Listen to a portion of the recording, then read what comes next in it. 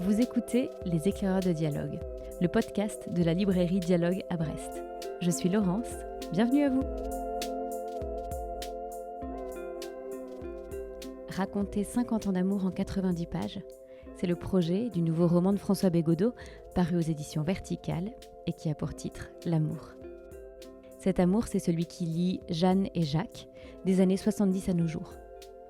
Ils appartiennent à une petite classe moyenne, provinciale, dans une petite ville de l'ouest de la France. Ils vont vivre ensemble un amour ordinaire, simple, sans grands éclats, dont François Bégodeau saisit les gestes plus que les mots, la vie pratique plus que les grands discours. C'est un roman bouleversant qui, par ses ellipses, par son économie, par sa pudeur, provoque de grandes émotions, du rire aux larmes. Et dans ce nouvel épisode des Éclaireurs de Dialogue, je vous propose d'y plonger en compagnie de François Bégodeau.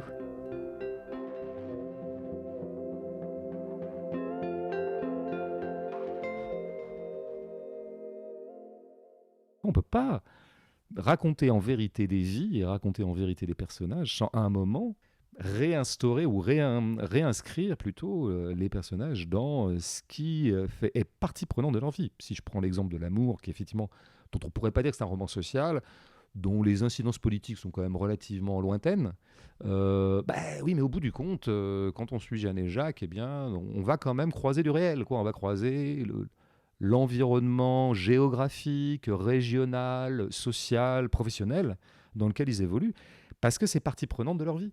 Dans L'amour, justement, ce roman qui vient de paraître, vous nous racontez 50 ans de la vie de Jeanne et Jacques, des années 70 à nos jours, et vous prenez le parti de vous tenir au plus près du réel et de la vie matérielle, de raconter un couple par les détails, de ne pas explorer les faits sous l'angle de l'émotion, de ne jamais utiliser le discours amoureux. Puis parallèlement, vous choisissez comme titre L'amour.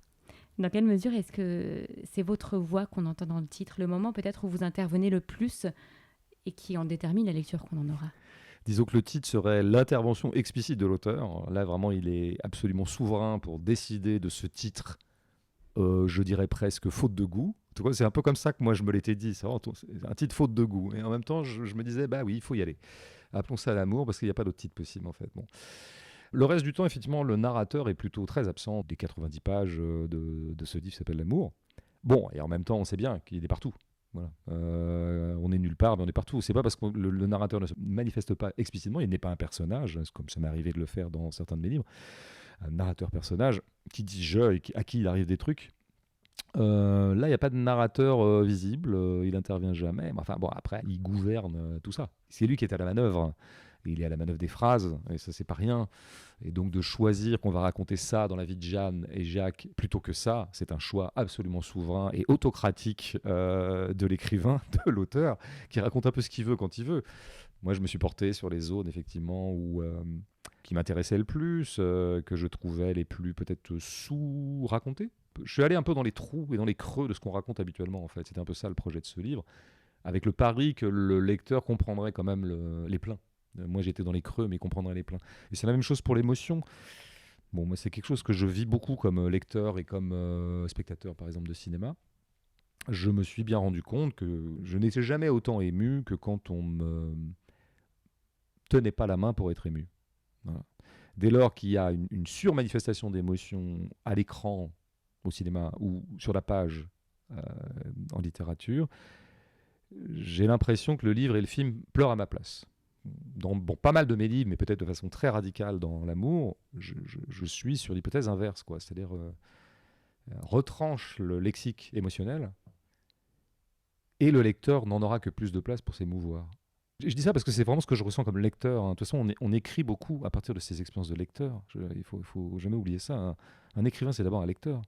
Comme un peintre est d'abord un observateur des tableaux des autres. Comme un musicien est d'abord quelqu'un qui a beaucoup écouté de musique.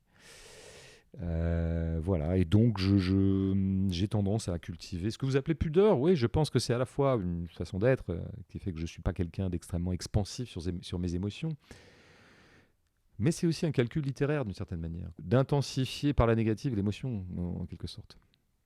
Lorsque François Bégodeau est venu à Dialogue, il y a eu l'enregistrement de ce podcast, mais aussi une rencontre en public au café de la librairie. Un moment d'échange riche, profond, souriant aussi, Et je vous propose d'en écouter un extrait pour prolonger cette découverte de l'amour, le roman. Pour entrer dans ce roman, je propose que nous commencions assez naturellement par la première phrase. Oui, c'est un procédé pas mal. Oui. Ouais. Alors cette phrase, c'est « La première fois que Jeanne voit Pietro, c'est au gymnase où sa mère fait le ménage ». Dans quelle mesure est-ce qu'elle contient, est-ce qu'elle reflète déjà le projet du livre ? Oui, en général, les premières phrases, je pense que n'importe quel auteur ou autrice vous dirait qu'il soigne un peu les premières phrases. C'est par là qu'on rentre, quoi. C'est important, une première phrase. Même si je pense qu'il y a quand même assez peu de lecteurs qui s'arrêtent à la première phrase, qui décident de lâcher le livre. Bon, en général, ils lisent deux pages, on va dire, avant d'être complètement exaspérés. Enfin, une première page, ça vous engage et ça donne, moi je le vois comme une espèce de diapason, comme on dit en musique, quoi. Ça donne un la. Et immédiatement, vous posez un style, vous posez une entrée. Bon, cette première phrase, effectivement, en mêlant, en intriquant le registre plutôt amoureux, parce que la première fois que Jeanne voit Pietro, alors il se trouve que Pietro ne sera pas le compagnon de Jeanne, mais ça, c'est un autre aspect. Mais en tout cas, on est tout de suite dans un registre un peu amoureux, quoi. La première fois qu'elle le voit, comme une apparition.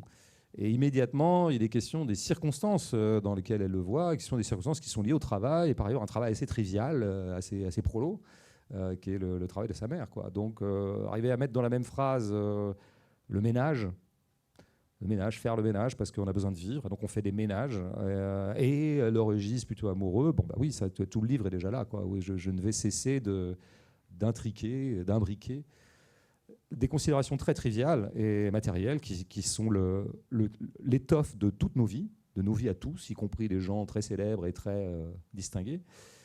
Nous sommes des créatures matérielles, sujets à un certain nombre de problématiques matérielles, par exemple gagner sa vie, la problématique matérielle de base. Mais là-dedans peut frayer quelque chose qui est un peu hors matière, en tout cas qui décolle un peu, qui s'appelle le sentiment. Mais moi, j'aime bien mettre les deux en même temps, quoi. Pour moi, il n'y a pas la vie du sentiment d'un côté et la vie matérielle de l'autre. En permanence, nous vivons les choses, y compris très sentimentales, sous le régime de la matière. Enfin, que chacun s'interroge sur sa propre vie, y compris les histoires d'amour extrêmement passionnelles qu'il a pu vivre ou qu'elle a pu vivre. Bon, vous verrez toujours qu'il y a toujours des... C'est-à-dire qu'il y a un moment, par exemple, si je suis éperdument amoureux d'une jeune femme, ou plus, pas jeune d'ailleurs, qui habite, je sais pas, à Toulouse, alors que moi j'habite à Paris. Et je suis pris d'une pulsion de la retrouver. Alors qu'on s'était dit qu'on se retrouvait que dans 2 semaines, mais là, je n'arrive plus à tenir. Une pulsion qui est sans doute à la fois amoureuse, sexuelle, un peu tout ça en même temps. J'ai envie de la rejoindre. Oui, enfin, le problème, c'est que je travaille le lendemain. Donc je peux pas aller à Toulouse, quoi. Bon, donc il faut que j'appelle mon manager ou je sais pas quoi, mon N+1, enfin le responsable, quoi, je sais pas, la DRH, que sais-je. Donc vous voyez, tout de suite c'est un truc matériel. Alors à moins d'être complètement passionné et dire je m'en fous, je pars, on s'en fout de ce qu'ils vont dire au boulot. Mais même ça, moi si j'étais écrivain, je le noterais. Je noterais que il n'a pas appelé la DRH. Vous voyez, ça donnerait quand même une phrase où il y aurait des RH dedans, quoi. Et puis après, je veux dire, il va regarder les horaires d'avion ou de train. Voilà, le train, il va se passer peut-être des choses dedans quand même, quoi. Là, il y aura une espèce de temps incompressible qui sera à Paris-Toulouse 4 heures. Peut-être que moi, j'aurais envie de raconter qu'à un moment, il a faim et qu'il va aller au bar et qu'il y a des chips. Voilà. Et tout en pensant à l'aimer, à son amoureuse, quoi, et pensant peut-être, se projetant fantasmatiquement dans ce qui pourrait arriver quand ils vont se retrouver. Vous voyez, là, il y aurait des phrases à faire qui seraient intéressantes entre chips et sexe, quoi. C'est un gros programme, sexe et chips. Ça me donne une idée de livre, tiens. Voilà.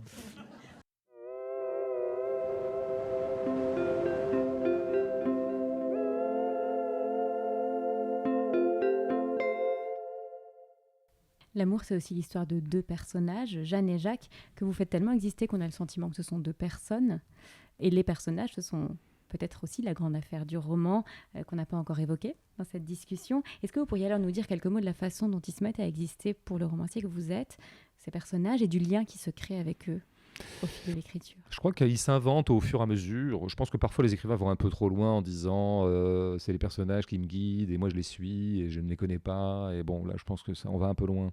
Mais ce qui est sûr, c'est que pour moi, les personnages se dessinent au fil des pages et en fonction des contraintes qu'on s'est données. Alors, par ailleurs, par exemple sur un livre comme L'amour, évidemment j'ai un peu une petite fiche d'identité de départ. J'ai quand même fait un petit dossier Jacques et puis un petit dossier Jeanne. Et j'ai mis des trucs. J'ai mis par exemple que oui, je voyais bien Jacques travailler avec son père, puis après devenir ouvrier paysagiste municipal, et puis après se mettre à son compte. Ça, c'est les grandes lignes d'évolution professionnelle. Et qu'il est issu lui-même il a un grand-père paysan, donc ça m'intéressait qu'il soit... Voilà. Donc il y a l'espèce de portrait sociologique déjà des gens. Après, on peut leur donner deux, trois traits caractéristiques. Par exemple, Jacques est quelqu'un qui ne comprend pas les expressions figurées. Bon, c'est une espèce de petits traits comme ça. Il y a des petits traits qui vont croquer un personnage. Donc ça, on se retrouve avec une petite fiche où on a ces balises-là. Bon, je pourrais faire la même chose pour Jeanne. Et puis après, quand même, au fil de l'écriture, eh bien, ils vont prendre toujours plus d'épaisseur parce qu'on va les foutre dans des situations. Et les personnages vont se révéler à nous d'une certaine manière. À un moment, moi, j'avais pas vraiment prémédité la relative balourdise de Jacques. J'avais pas écrit balourd dans ma fiche. Mais j'ai bien vu que dans les situations où il commence à draguer un peu Jeanne, où il commence à l'approcher de façon un peu timide, eh bien, il est un peu pâteau. Parce que je sais pas, la patauderie m'émeut, moi. Les gens pathos m'émeuvent. Mais voilà, je trouve ça très beau. Enfin, des gens qui savent pas vraiment comment faire, quoi. Qu'on pas cette espèce d'aisance qu'ont d'autres gens.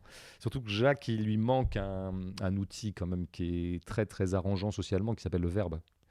On peut pas dire que ce soit un virtuose du langage, quoi. Alors il lui manque ça, donc il est obligé de fonctionner sur des petits gestes plus ou moins pudiques, parfois maladroits. Genre il va offrir une maquette d'avion à Jeanne. Bon, lui, il est fan de maquettes, ok, mais pas Jeanne.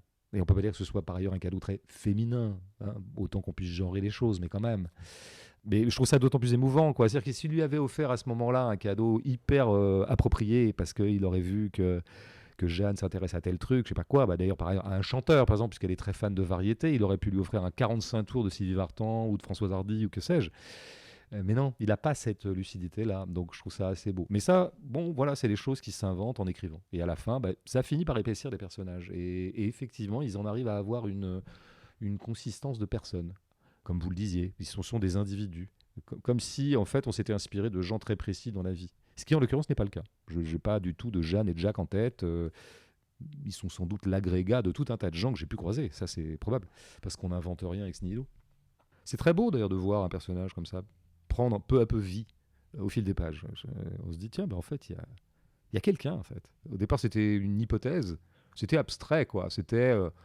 moi, je voulais un couple qui dure 50 ans. C'est tout. J'avais pas... Puis après, je me suis dit, tiens, je les mettrais bien dans les classes populaires, avec un effet d'ascenseur social. Voilà, ça serait intéressant. Puis c'est tout ce que j'avais quand je suis parti. Je n'avais pas grand-chose d'autre, hein. Et donc, en fait, il a fallu que j'invente des personnages et ils se sont inventés comme ça. Est-ce qu'ils prennent d'autant plus vie au moment où les lecteurs s'en emparent à leur tour?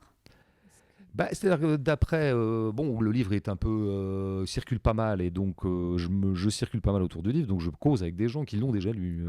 Ça c'est agréable d'avoir des. Bon bah oui, alors bien sûr que le bilan qu'on peut faire, mais comme souvent d'ailleurs des livres qui ont un certain succès, c'est qu'ils, comment dire, ça n'engage jamais grand-chose quant à leur qualité, mais ça engage toujours un truc sur le fait qu'il semblerait qu'un nombre conséquent de gens s'y soient reconnus. Et puisqu'ils s'y sont reconnus, bah, en l'occurrence, le livre ne reposant que sur Jeanne et Jacques, je pense que beaucoup de gens se reconnaissent dans Jeanne et Jacques. Alors, soit eux-mêmes directement, beaucoup de gens viennent me dire, bon, enfin, c'est nous, ils viennent en couple, des fois en dédicace, ou alors des gens me disent, bah, j'ai reconnu mes parents, ou mon tonton et ma tata, ou alors le voisin, ou alors oui, bah, quand j'habitais près de Cholet, ou alors quand j'habitais dans la campagne alsacienne, parce que ça ne concerne pas que les Mauges où j'ai situé le livre.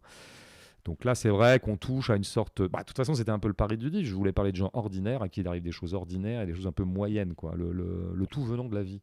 Bon, bah donc il est assez normal qu'un livre qui expose le tout venant de la vie fasse accueil au tout venant des lecteurs. Après, ça aurait pu foirer, hein. Ça aurait pu être considéré comme totalement ennuyeux.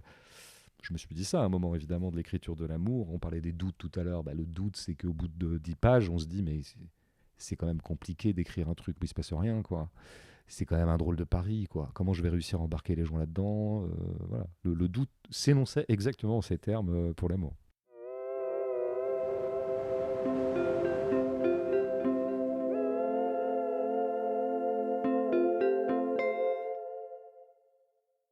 Quand Daniel daigne rester manger avec eux, Jeanne fait un clafoutis aux cerises. L'hôte affirme que c'est le meilleur d'Europe. Il ne le pense pas, mais pense sincèrement, ce qui lui fait le dire. Il aime d'ailleurs moins le clafoutis que la dispute éternelle qu'il occasionne. Au moment de le servir, sa mère sort des assiettes à dessert et son père dit que les assiettes à fromage suffiront. Mais Jeanne aime manger le gâteau dans les assiettes propres et Jacques trouve que c'est ajouter de la vaisselle pour rien. Et Jeanne estime qu'il devrait s'en fiche, vu qu'il n'a pas fait la vaisselle depuis Mathusalem. Et Jacques signale qu'elle non plus, puisqu'ils se sont offerts un lave-vaisselle en 84, l'année de sa fracture du péroné devant Gym Tonic, il s'en souvient. Et Jeanne rappelle que les assiettes ne se rangent pas toutes seules dans la machine. Et Jacques répond que c'est ce qu'il essaye de lui dire depuis 1 heure, mais c'est peine perdue car sa femme a déjà réparti les parts dans le service à dessert. Dans le même genre, Jacques ne comprendra jamais qu'elle préfère entamer le pain frais plutôt que de finir le pain d'hier. Et pas la peine de venir nous raconter qu'elle en fera du pain perdu, elle n'en fait jamais. Ce que Jeanne peut éventuellement reconnaître, mais pour aussitôt observer qu'à ce compte-là, ils ne mangeront jamais de pain frais. Si on mange le pain du jour le lendemain du jour, on mange toujours du pain d'hier. Ce à quoi Jacques objecte que, voyons. Jeanne et Jacques ont comme ça des débats.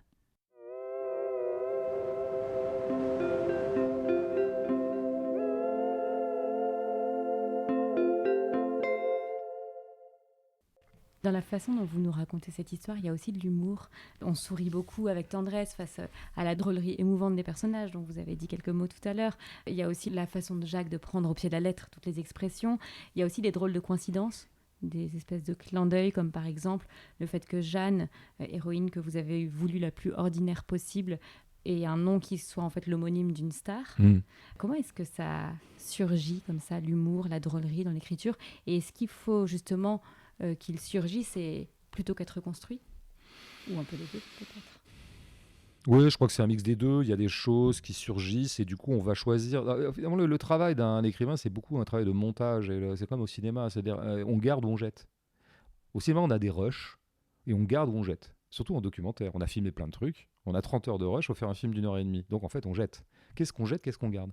Et ça va être beaucoup ça aussi, un peu le travail de l'écrivain. La comparaison s'arrête là, parce que c'est vraiment pas du tout la même chose de filmer et d'écrire. Mais moi, il me vient des idées, est-ce que je garde, est-ce que je jette ? Je me dis, tiens, ça pourrait être marrant de raconter ça comme ça, je l'écris, puis ça me plaît pas, donc je vire. Ou alors ça me plaît, je garde, mais peut-être à la version 2, en fait, je vais virer.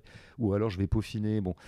Et donc, après, moi, c'est vrai que j'ai un rapport à la vie qui est très souriant. C'est-à-dire que j'ai un rapport à la vie très ému. La vie m'émeut en tant que telle, quoi. C'est-à-dire que le fait qu'on ait à faire un passage sur Terre comme ça, bon, je trouve que c'est émouvant d'être vivant. C'est émouvant parce que c'est un peu tragique aussi. C'est vrai qu'à la fin, la fin est relativement triste. Mais il y a des éléments de drôlerie dans la vie tout le temps. Je veux dire, les gens me font marrer. Voilà. Alors des fois, ils me consternent, des fois, ils me navrent, des fois, ils m'irritent, des fois, j'ai envie de les taper. Voilà, j'ai ce rapport-là aux gens. Je ne suis pas béatement accueillant au phénomène humain. Enfin, mon premier geste vis-à-vis des gens, c'est toujours de les trouver un peu marrants, quoi. Et alors, ils ont des postures rigolotes. Moi, je me trouve rigolo aussi. Enfin, je me vois dans des situations où je vois bien que je suis un peu moi-même sujet au ridicule, quoi. Enfin, en tout cas, un ridicule, mais que je trouve, moi, émouvant, quoi. Enfin, ce qui m'intéresse, c'est quand les gens... C'est ce que je disais un peu de la patauderie, quoi. C'est compliqué de vivre, quoi. C'est compliqué de trouver sa place dans une situation. Comment dire ? Et vous arrivez à un mariage, vous retrouvez une table de mariage et un plan de table. Et vous retrouvez à côté de gens que vous connaissez plus ou moins. Il va falloir lier conversation. Il faut que ça se passe bien. On est à un mariage, on n'est pas le moment de s'engueuler, quoi. Et c'est compliqué. Les gens essaient de trouver les points communs, essaient de trouver... Bon, je prends cette situation, je pourrais en prendre 1000 autres. Et c'est ça la vie, quoi. Et j'aime bien comment les gens essaient de se démerder dans la vie. On est tous un peu des prolos de la vie, même quand on est des bourgeois. Il faut quand même qu'on se démerde, quoi. Et je trouve ça à la fois drôle et émouvant, parce que ça crée des situations cocasses. Puis il y a une cocasserie de la vie, effectivement. Ça doit être cocasse. Moi, je pense que c'est arrivé à beaucoup de gens, à beaucoup de femmes, des années 50, 60, 70, 80, 90 et jusqu'à nos jours, de s'appeler Jeanne Moreau. Parce que c'est un nom extrêmement répandu, surtout dans mes contrées de Pays de Loire. Et puis Jeanne, alors là, le prénom vraiment qui en plus, je veux dire, qui a traversé les âges, Jeanne. Il y en a encore beaucoup maintenant, des jeunes gens, des jeunes filles qui s'appellent Jeanne. Et bon, il y en avait beaucoup dans les années 50, 60. Et puis même avant, c'est un prénom même extrêmement, bon, comment dire, presque sanctifié, Jeanne, dans notre pays. Il y a une éminente Jeanne quand même qui est un personnage historique que j'adore d'ailleurs. Bon, alors voilà, qu'est-ce que ça fait de s'appeler Jeanne Moreau ? Ça fait des petits trucs cocasses, quoi. Ça fait des moments, toujours le petit ciment quand vous êtes à la poste et vous indiquez votre nom, votre prénom, et que ça fait Moreau Jeanne, Jeanne Moreau, et que l'employé de poste se rend compte. Et donc il va avoir un regard vers vous, un peu, je sais pas quel regard d'ailleurs, peut-être étonné, pas étonné, complice, pas complice, peut-être qu'il va glisser un truc du genre « Oh, j'adore Jules et Jim », je sais pas. Et voilà, et moi j'imagine une réplique d'ailleurs qui se trouve dans le film Camping, le premier, que j'aime bien plutôt, avec Franck Dubosc, et il s'appelle Chirac. Il s'appelle Patrick Chirac, Franck Dubosc. Et à chaque fois qu'on lui dit ça lui fait quoi de s'appeler comme le président de la République, lui il répond mais on lui demande jamais à lui ce que ça lui fait de s'appeler comme moi. Et j'ai gardé cette blague parce que je le fais dire à Jeanne à un moment. Pourquoi je l'ai gardé? Parce que je trouve qu'en fait c'est tout le programme du livre. Tout simplement. En fait, résumé, c'est moi je vais pas raconter Jeanne Moreau actrice, je vais raconter Jeanne Moreau secrétaire d'usine ou guichetière, enfin je veux dire employée d'hôtel. Et je vais essayer de m'attacher à elle et d'y prêter attention autant qu'on prête d'habitude attention aux grands de ce monde. Madame Jeanne Moreau, grande actrice. Voilà. Donc c'est à ce titre-là. Vous voyez, ça c'est typiquement on garde, on jette. Moi je me suis retrouvé avec Jeanne Moreau sur les bras sans le vouloir, parce que voilà, c'était un hasard, une conjonction. Et après, il a fallu que je me demande ce que j'en faisais. Soit je gardais, soit je ne gardais pas. Soit je gardais en le manifestant assez tôt, mais j'avais pas envie. Et soit il m'a paru intéressant de jamais le dire au lecteur. Ce qui fait que pas mal de gens l'ont pas vu. Voilà, vous êtes perspicace, mais il y a pas mal de lecteurs qui ne l'ont absolument pas aperçu qu'elle s'appelait Jeanne Moreau. Et ça me plaît bien. Jeanne, elle a un goût pour les mots et à un moment du roman, elle est au club de jeux de lettres. Il y a une de ses collègues, Aline, qui lui dit « T'aurais pu être écrivain ?» Elle répond « Peut-être, mais pour raconter quoi ?» Et vous disiez que c'était un peu le propos du roman, de montrer que la littérature peut se saisir de l'ordinaire et en montrer l'extraordinaire. Est-ce que ça pourrait être même peut-être votre vision de la littérature? En tout cas, moi j'ai toujours été sensible comme lecteur à ça, c'est-à-dire que c'est la tradition flaubertienne, quoi, globalement, hein, ou la tradition Maupassant, d'autres gens d'ailleurs au XXe siècle. Tout est intéressant dans la vie. Voilà. Il y a pas. Souvent, la littérature, ça peut être le lieu d'une espèce de re-hiérarchisation des choses ou de déhiérarchisation des choses, ce que Rancière raconte très très bien dans tous ses écrits sur la littérature. Bon, il y a des gros sujets et des petits sujets. Chaque jour, au journal télévisé, on trie dans les choses qui vaudraient d'être bombardées comme étant des nouvelles. Et puis, il y en a d'autres qui ne seraient pas dignes d'être mises au JT. Donc, on essaie de hiérarchiser entre les sujets. La littérature, elle arrive là-dedans et elle en a rien à foutre de tout ça. Tout l'intéresse. Tout. Et au même titre et pratiquement sur le même plan. Et moi, le partage d'une tarte aux fraises entre Jeanne et ses beaux-parents m'intéresse autant, mais je dis bien autant, c'est-à-dire pas moins, ni plus, que la vie de Jeanne Moreau. Voilà. Demain, je pourrais regarder avec un grand intérêt un biopic de Jeanne Moreau ou un reportage à la télé sur la vie de Jeanne Moreau. La vraie, je veux dire, l'actrice. Mais ça m'intéresse pas plus que la vie de ma voisine, ou la vie de mes parents, ou la vie de ma tante, tout un tas de gens que j'ai pu croiser. Et je pense que la littérature, elle fait droit autant à l'un qu'à l'autre, quoi. En tout cas, une certaine littérature que j'aime particulièrement. Voilà, c'est tout. Bon, j'ai fait un livre sur Mick Jagger, donc en fait, il m'est arrivé d'aller plutôt vers les gens distingués. C'est-à-dire que l'histoire a distingué parmi la foule. Il y avait Mick Jagger, le reste du monde, quoi. Et ça m'intéresse, c'est très intéressant, ces vies de célébrités. Mais faut jamais tomber dans la condescendance quand on dit ça, parce qu'il y a toujours, on entend toujours une espèce de truc genre ouais non mais c'est quand même bien de s'intéresser aux petites gens, quoi. Ça serait bien de se pencher un peu sur leur vie. On a l'impression que c'est une espèce de volontarisme un peu post-catholique. Bon, c'est vrai que c'est pas des vies passionnantes, mais bon allez quand même, je vais faire l'effort de m'intéresser à eux. Moi j'ai aucun effort à faire. Je veux dire, ça m'intéresse tout de suite, quoi. Moi les gens ils peuvent me raconter n'importe quoi. L'itinéraire qu'ils prennent pour aller au boulot ou je sais pas quoi, leur périple en TER la veille, à un moment, le TER s'est un peu arrêté du côté de je sais pas quoi, de Lorient. Ouais, mais ça m'intéresse. Bon, mais je pense que c'est ça un romancier d'ailleurs. Je pense qu'un romancier c'est quelqu'un que tout intéresse indifféremment. Vous nous disiez aussi que tout romancier est un grand lecteur. Est-ce que pour terminer, vous accepteriez de nous parler peut-être d'un livre qui vous a énormément marqué dans votre parcours et puis une lecture récente que vous souhaiteriez partager? Bon, je vais pas essayer d'être original parce que de fait, et ça va tellement bien avec ce qu'on essayait de dire présentement, le livre que j'ai le plus lu dans ma vie, qui m'émeut le plus, c'est Un cœur simple de Flaubert, et il est évident que l'amour, le livre, mon roman, s'inscrit un peu dans cette filiation-là quand même. Hein. Il s'agit d'embrasser une vie de gens qui finalement sont relativement passés inaperçus dans leur vie. Et Félicité, la bonne de Flaubert, passe inaperçue. C'est celle qu'on ne voit jamais. On n'appelait pas encore ça des invisibles à l'époque, mais on la voit pas. Elle est très discrète, elle est très diligente, puisque c'est son rôle, c'est une servante absolument toujours aux petits soins pour tout le monde. Elle s'occupe de tout le monde. Du coup, on la voit jamais, tellement elle s'occupe de tout. Et personne n'a Dieu pour elle. Personne ne la regarde, personne ne la considère. Et Flaubert arrive et il la considère. Et encore une fois, il la considère parce que vraiment il la considère, pas parce qu'il fait l'effort de lui accorder, lui, Gustave Flaubert, de l'attention. C'est parce que je pense qu'il était profondément ému par celle qui a inspiré Félicité. Donc vraiment Un cœur simple, c'est un petit livre en plus, donc c'est un modèle de concision.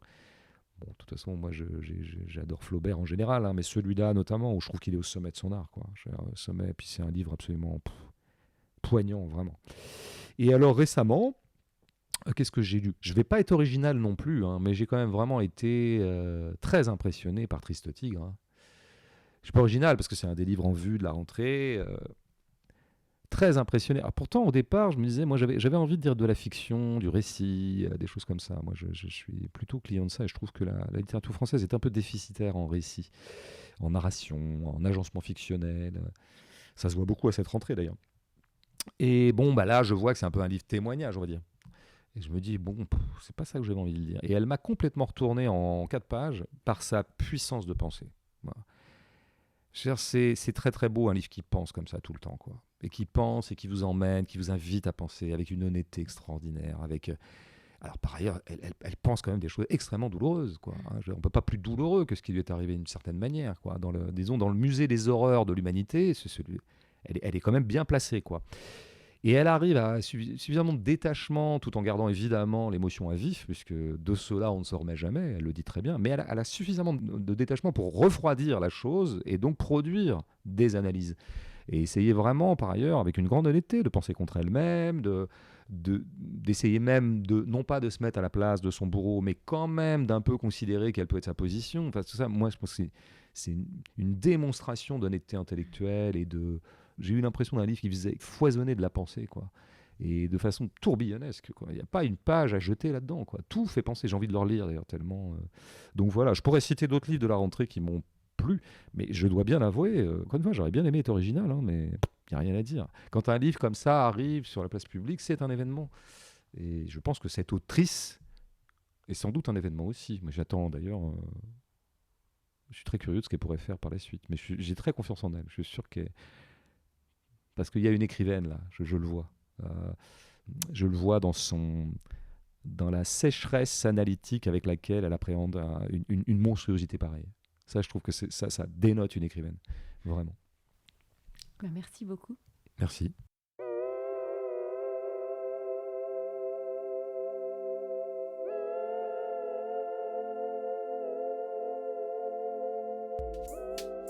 Ce double épisode des éclaireurs de dialogue avec François Bégaudeau est terminé.